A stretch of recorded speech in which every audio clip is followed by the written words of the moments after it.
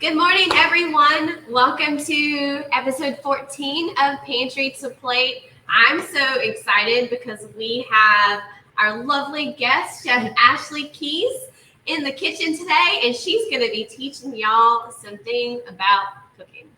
I was really excited to have her be my guide today. So let's welcome Chef Ashely Keyes. Hello, everyone. Thank you so much, Kristen, for this invitation. I am so glad to be here today. And we are making a special dish for Juneteenth. So we are getting an early start. Where celebrations are going to start this weekend. Yes, they are. Yes, so we're getting an early start to give you some ideas on things you might want to make. But first of all, I want to share with you that Chef Ashely is from one of our partner programs. So she works with Choices, and I'm going to let her tell you a little about what she does. So Choices stands for the Center Helping Obesity in Children and Successfully.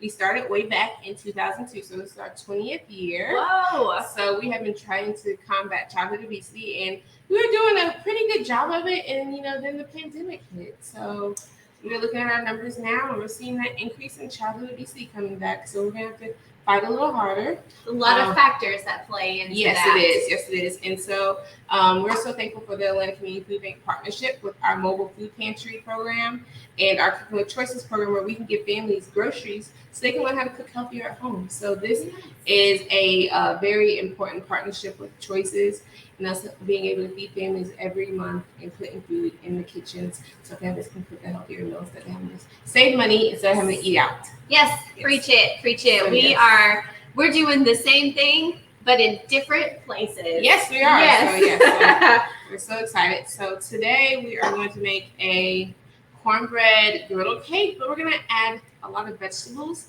And so my goal when I do a recipe, I try to add 4 to 5 different vegetables to one dish to show kids and families, hey, this is how you can get all your servings of fruits and vegetables by just adding, something such as collard greens to cornbread.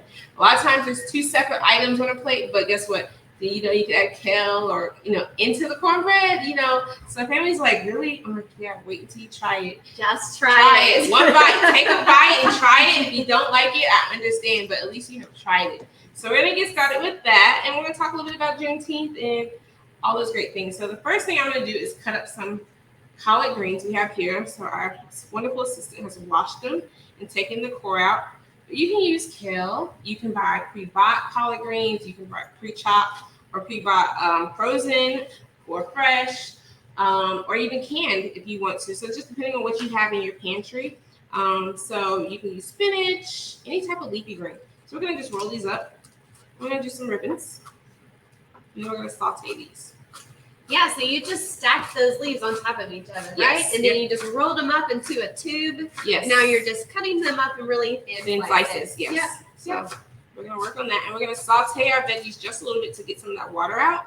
And I'm going to cut these in half one more time just so they're not so big when we super long pieces. So kind of looks like confetti a little bit, nice, Yes, like streamers. Yes. So we're going to put those, and we're probably going to need about 1.5 to 2 cups, but depending on how much you're making. So I know this recipe makes about 40, we're using a tablespoon. So we're making little small corn cakes, but if you want to make these bigger or even into muffins, you can. So we're just going to do some nice stacking with the leaves.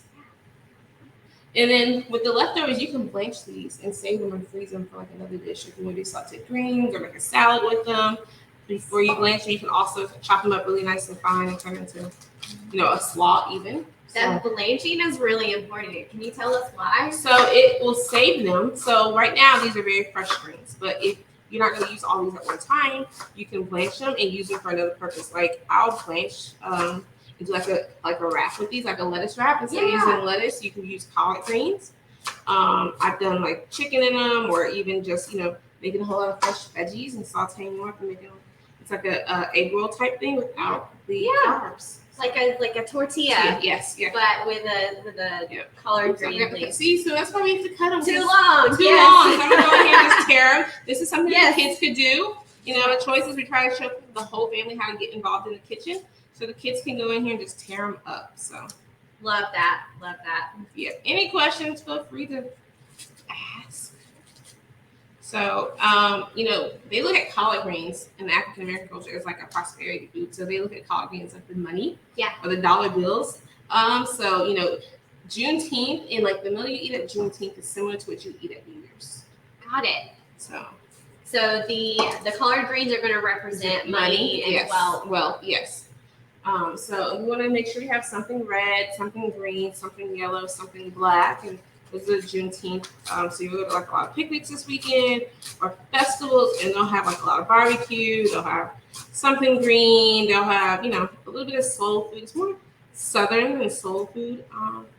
Because back in slave times, they used to give us all the hearty foods that we'd have to take a long time to braise and cook down because it'd be tougher, and so they didn't want that. They wanted the nicer cuts of vegetables and things like that. So that's where greens come from all the time. So you see people cook their greens forever and ever. Yeah. That's not the healthy way anymore. You can just chop them up. So we're gonna get started. I think I don't know. We have a couple of baseballs in here. Yeah. Couple handfuls. Yes, a couple handfuls. So we'll go good with that. And I think if we need to, we'll add some more. But we're going to saute our greens so we can help that water. So I'm going to put 2 tablespoons of olive oil in my pan. I'm going to use this also in my cornbread mixture. So this is going to go also into the cornbread base. So put that there. And then we're going to saute once our pan gets hot. I've been letting it heat up. I love cast iron. I feel like it gives a nice, that iron comes off the pan. The texture becomes in the cooking the food. It's just, channels backwards, This is what our ancestors used to cook. Yeah. So I'm gonna let our olive oil heat up. I let my pan heat up first also. So you want to, if you can put your hand over it, it's warming up. So we're gonna start with our greens. That's what you're looking for. Yes, hear that sound? It needs to make some noise when you add your food to the pan.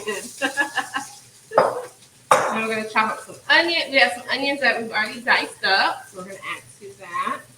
And we're just going to quickly let our onions become translucent. Once our onions are translucent or clear, once you can kind of see through them, we're done. And we're going to turn off our mixture, vegetable mixture. And then we have a bell pepper. Joy, can you put the food camera on the screen? Oh, yes. Make sure everybody can see what's going on over here. And what I like to do is start off with my heartier vegetables first. Then I'll put my garlic in a little bit later, closer to when it's almost cooked so that it doesn't burn. Once you burn garlic, there's no going back. There's no going back. And can't save it. You know the smell of it and the flavor of it. It's bitter. Our greens are already wilting down so fast. Look at this. I think I'm going to add some more greens to this. I'm like, I don't have enough greens. You want to use some of this? Oh, we have some kelp? Yeah, let's add a little kelp to that. See, it's all about, use what you have. We're going to put a couple cloves of garlic. I tell my family when we're cooking, use a clove per person. So that works. So you kind of know about how much garlic you need. But you see our collard just wilted down to literally nothing.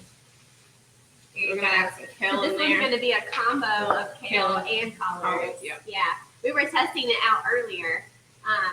And I wasn't exactly sure how much we needed because the greens will decrease so much when you start to cook them. Yes. So we bought both. Why not? Why not? Oh, it smells so good. It smells so strong with garlic. Yes. Earlier, Ashely was like, Kristen, how do you measure garlic? And I said, with my heart. The only way to measure garlic, really. So we're going to let these cook down just a few minutes.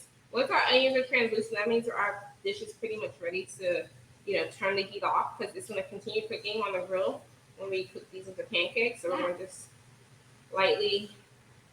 So while we're doing that, we're going to let these cook a little bit, and then we'll work on our base for our cornbread. So this sounds good. A traditional cornbread that you can make. So you can use, let's say if you get Jiffy at a pantry, you can use that.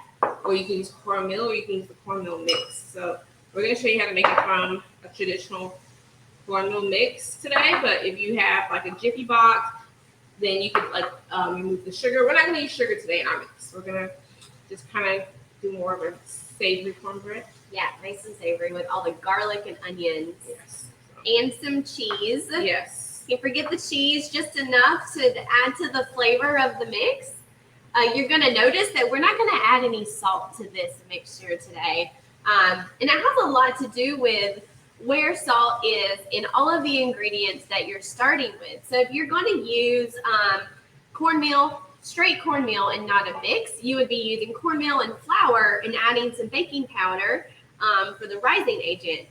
But since we're using the mix, it has everything already included. So this is just the cornmeal mix, but it has a decent amount of salt already in it. So instead of adding it, we're going to leave that part out. So keep that in mind when you're looking in your pantry to see what you have to work with.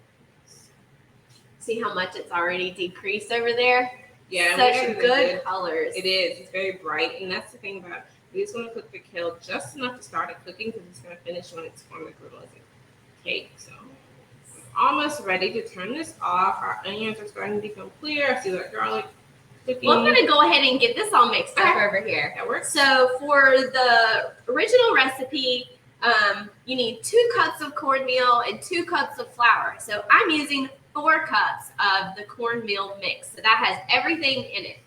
We're also not going to use the baking powder today because that is here. This is like self-rising and everything is included. Nice and convenient. Yeah. So that is our dry. We're also going to add a tablespoon of garlic powder and a tablespoon of black pepper. We want this to be nice and flavorful, but without adding too much additional salt. So here's our dry ingredients, our wet ingredients.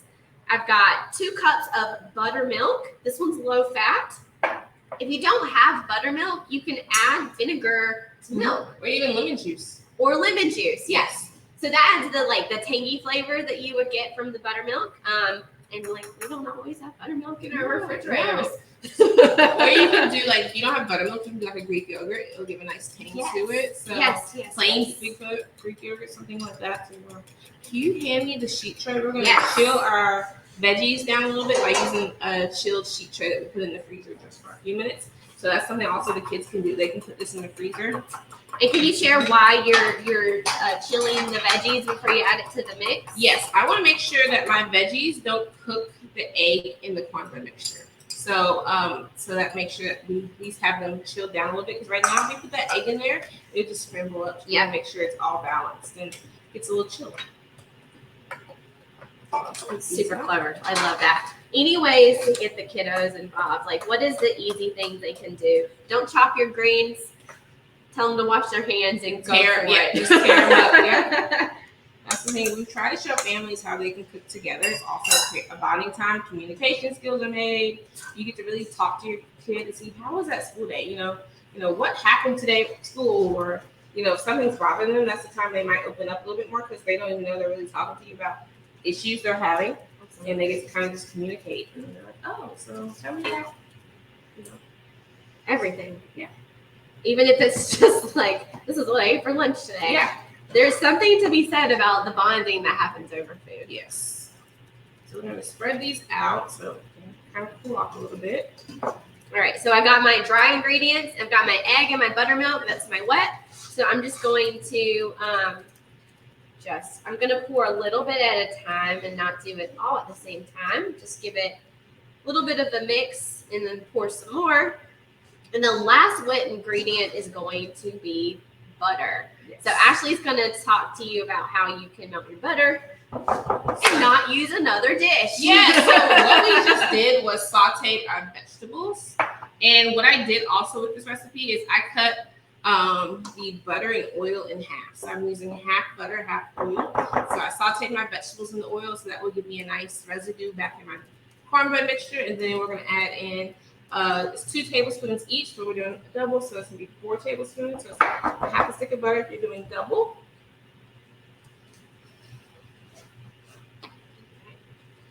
Mixture is going here. Yep. And then we're going to let our vegetables sit while our butter is melting.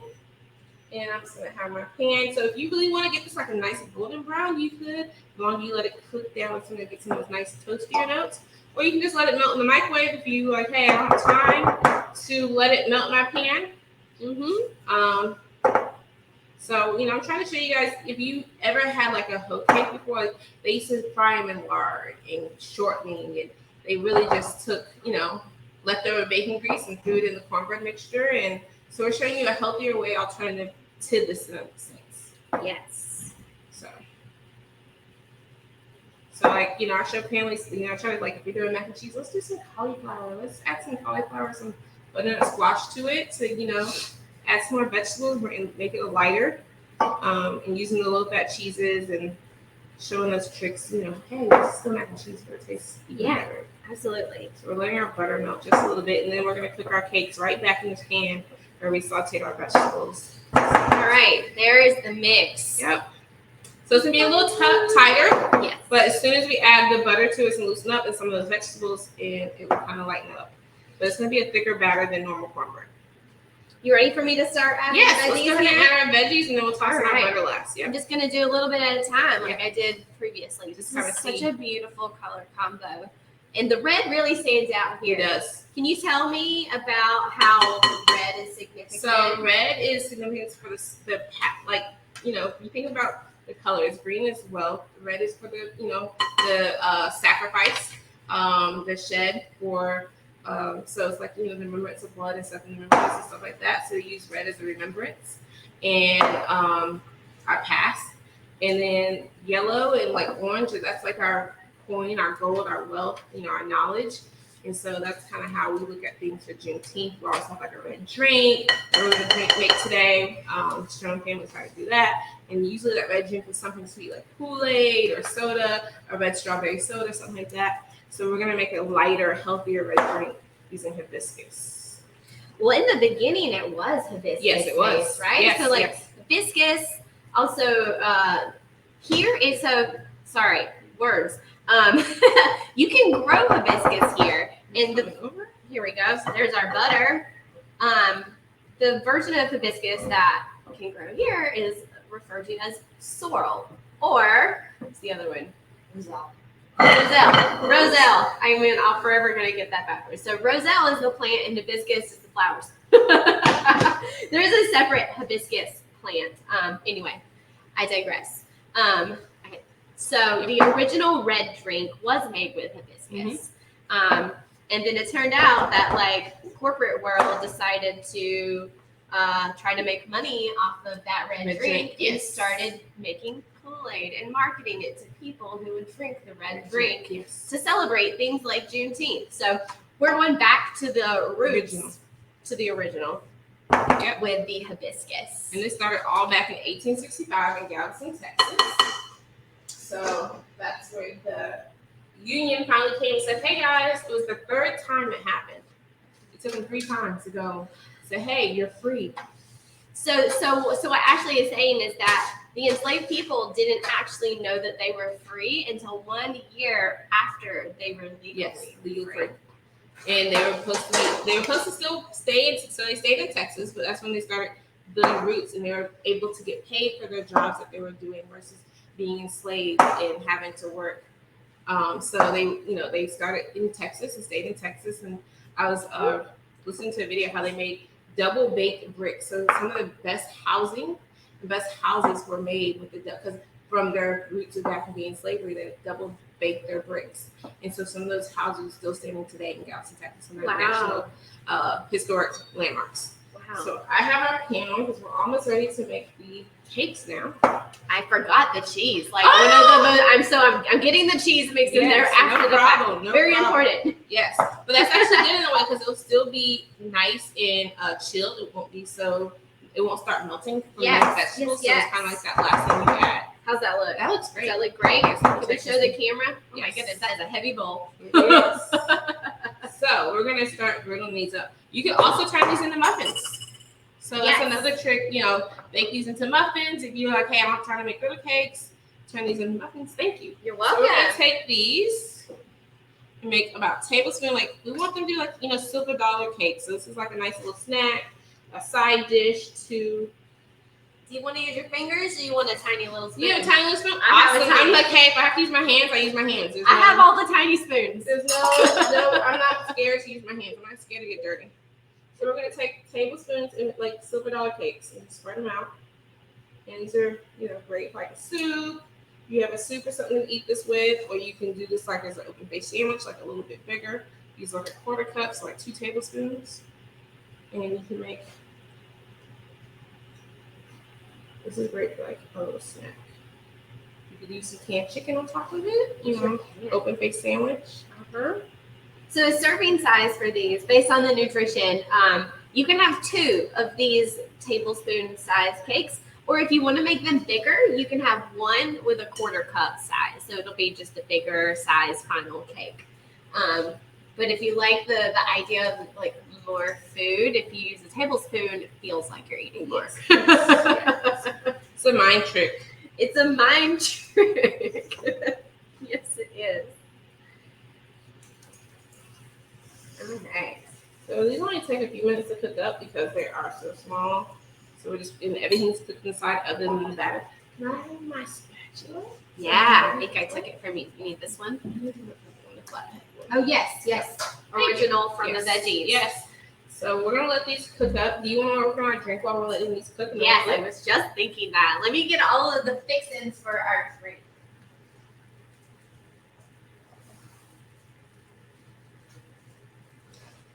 Okay, so this drink takes a little bit of extra planning because it needs to steep for about 45 minutes.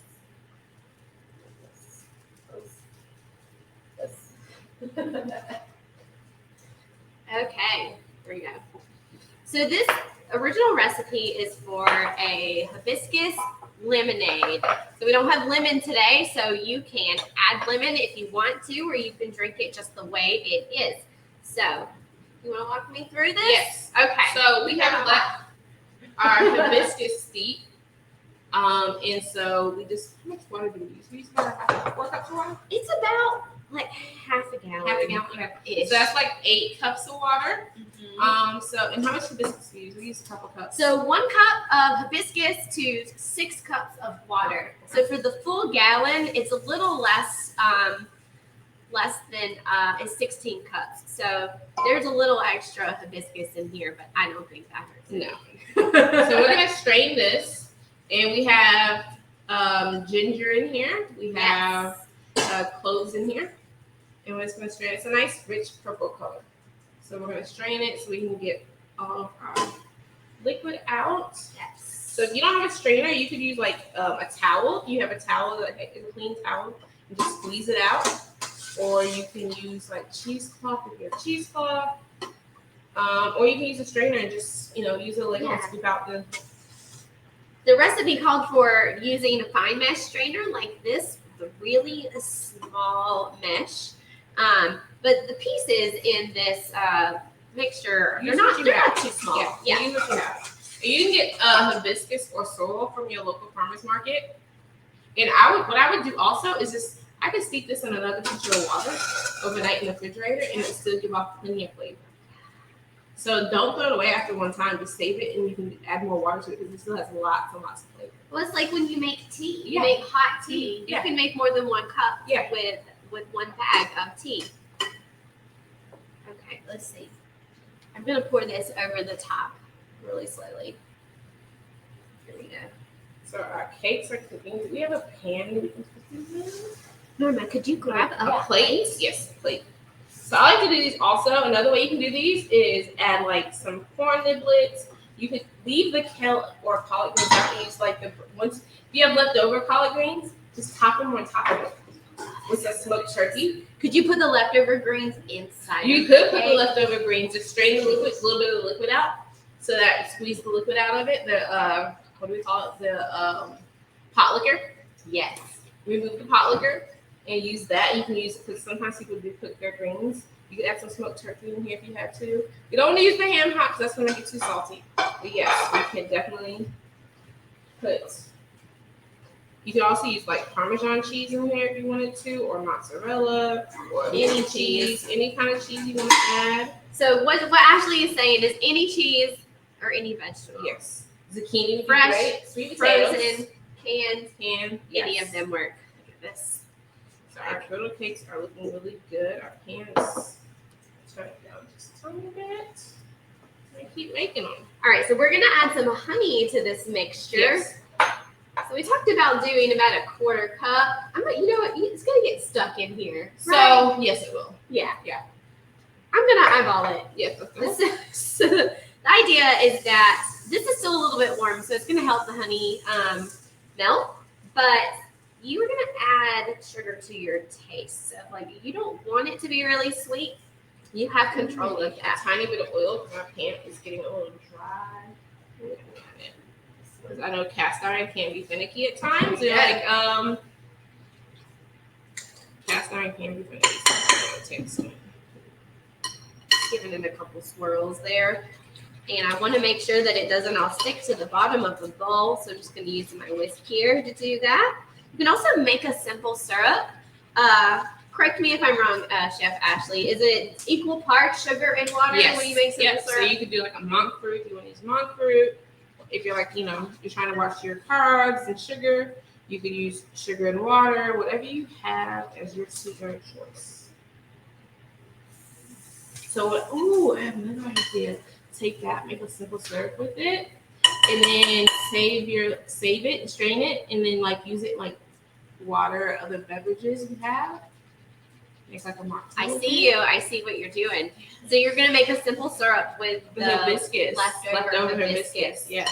Oh, I love that. So when you first take out the hibiscus, you're supposed to rinse it off. Even if you're using cold water, it's immediately gonna turn the water pink. So like it was super. I was thinking, oh no, I'm gonna take away from the flavor. No. Like no, these things are so packed with flavor. It looks like I lost some bits here. There's some bits. It's all right. I'm gonna do a second strain when I pour it into my pitcher. Here we go. Okay, let's see. I'm gonna use my original. Go. No, that's not gonna work. I have a hot spot over here. I have a hot spot. You find it? I found a hot spot. I'm like, let's move these over a little bit. Maybe that's safer. Yes. Since I'm going The like hibiscus will dye your clothes. just like these. Yes. So this is basically just concentrated red drink. So we're gonna add water and ice to fill up the pitcher to the 1 gallon mark. You can also hang on to this concentrate and keep it in your fridge and just take a little bit at a time if you don't have space for the pitcher itself. I'm also like, now my mind is like, make ice cubes. Mm-hmm. So many things that you could do with this. You could like add some gelatin and make Jello. I have made Jello hibiscus before. Yeah? Yes, I used it, and I used tarragon. So I steeped tarragon and hibiscus, and it gave like that licorice flavor. Yeah, I did that for a long time. That sounds incredible. Yes. Incredible. Okay. Last bit here. I missed quite a bit there when I strained it the first time. Double strain, always important.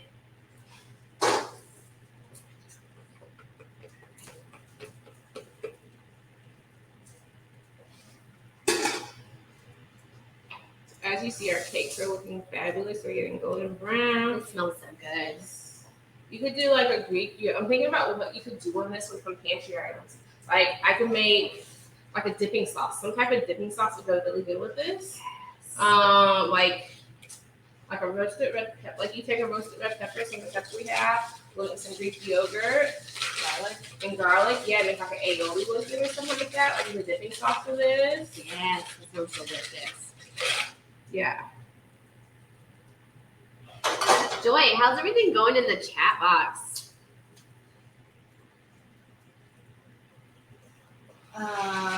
Lindy is here. She is so excited for this session.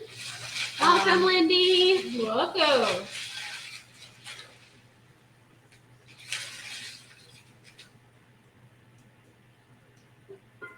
All right, I'm just gonna top this off with some water so we can get the full amount.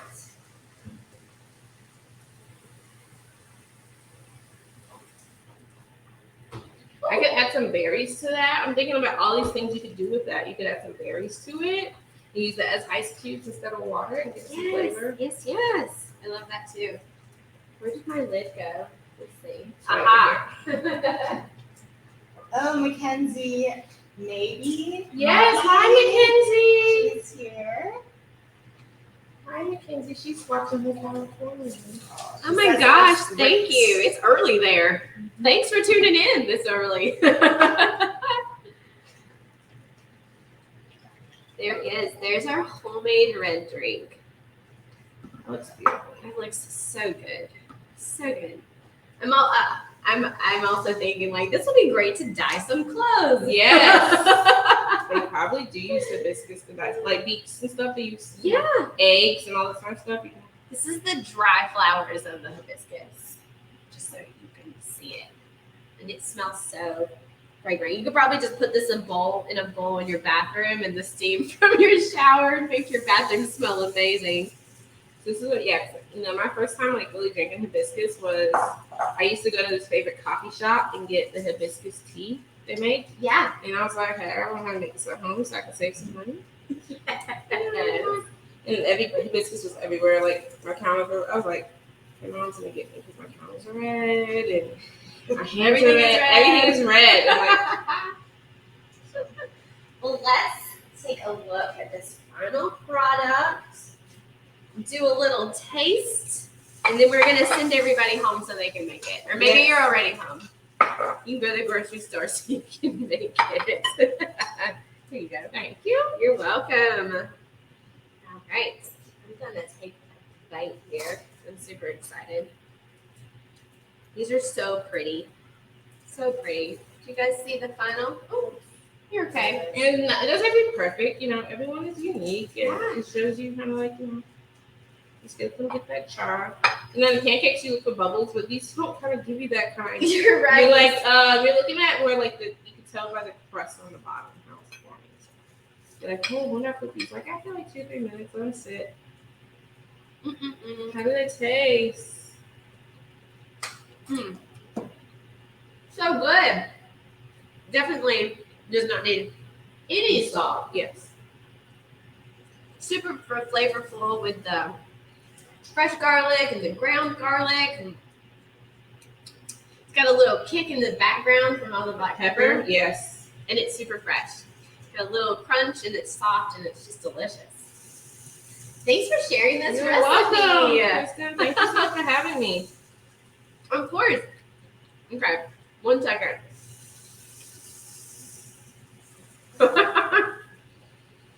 Okay.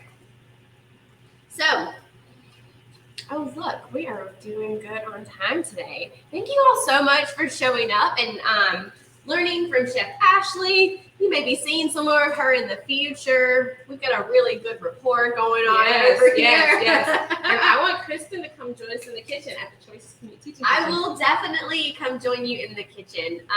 She didn't mention, but her cooking class for her pantry neighbors is called Follow Me to the Kitchen. Yes. So they give their food distribution on the weekend, and then the following Monday they have their cooking class. So they've already got all the ingredients ready to go. Yes. And they can learn how to make it. So Chef Ashely brings some really cool ideas to her community members. Thank you. So you can find the recipes from this episode at a bit.ly link that we'll drop in the chat box for you. This is episode 14. If you have any additional questions, drop them in the chat box. We will look at it for the rest of the day just to keep track. Thanks so much for showing up. I hope you have a great weekend and celebrate Juneteenth, whether it's your first time or your 100th time. Let's pay homage to our neighbors and all of the experiences that they have had. So please join us next month on the second Tuesday. No, we have one more episode this month. I'm getting ahead of myself. You'll see Joy at the end of the month. And we will just look forward to having you back here next time. Thanks so much. Bye. Bye.